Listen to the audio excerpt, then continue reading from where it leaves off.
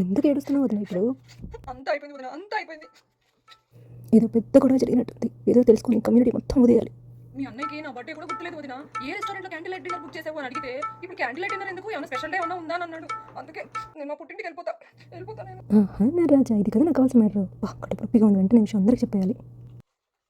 ఏంటది నా ఫోన్ నొక్కేస్తున్నావు? ఈ విషయం అప్పుడే అందరికి చెప్పేస్తున్నావా? అయ్యరామా, 3 కంటికి కూడా తెలియని వదినా. 3 కాదు వదినా, నా 2 కళ్ళు నీ 2 కళ్ళు ఇక్కడే 4 అయిపోయాయి. 5 కంటికి ఎవరికి తెలియకుండా చూసుకుంటాను అని చెప్పు. జోకు. నీకేం తక్కువ లేదు. ఒక నిమిషం టైం 6 నిమిషాలు అందరికీ వదిలేస్తా. ఏంటి ఇక్కడ కూర్చొని నడుస్తున్నావు? తొందరగా లేచి రెడీ అవ్వు. నాకు మిగిలింది ఏడ్పేగా. ఇదిగో గోల్డ్ షాపులు క్లోజ్ చేస్తారు, తర్వాత నీ ఇష్టం చెప్తున్నా. గోల్డ్ షాపా? ఏయ్ చంద్రముఖి, చిచి. సరే వదినా, నేను గోల్డ్ షాప్కి వెళ్ళేసొస్తా. అదేంటి వదినా, పుట్టింటికి వెళ్ళిపోతానుగా? నేను వెళ్ళిపోతే నీకు భలే సంతోషంగా ఉంటుంది అనుకుంటా. నేను ఎందుకు వెళ్తాను? ఇక్కడే ఉండి నెక్లెస్ తీసుకుంటా. కుళ్ళు మొహందానా, నెక్లెస్ తీసుకుంటావా? నీకంటే ముందు నేను తీసుకుంటాను నెక్లెస్. నీకన్నా ముందు తీసుకోకపోతే నా పేరు మార్చుకుంటానే. అవునా? అయితే మంచి పేరు వెతికి పెట్టుకో. అది చూద్దామే. చూద్దాం పోవే.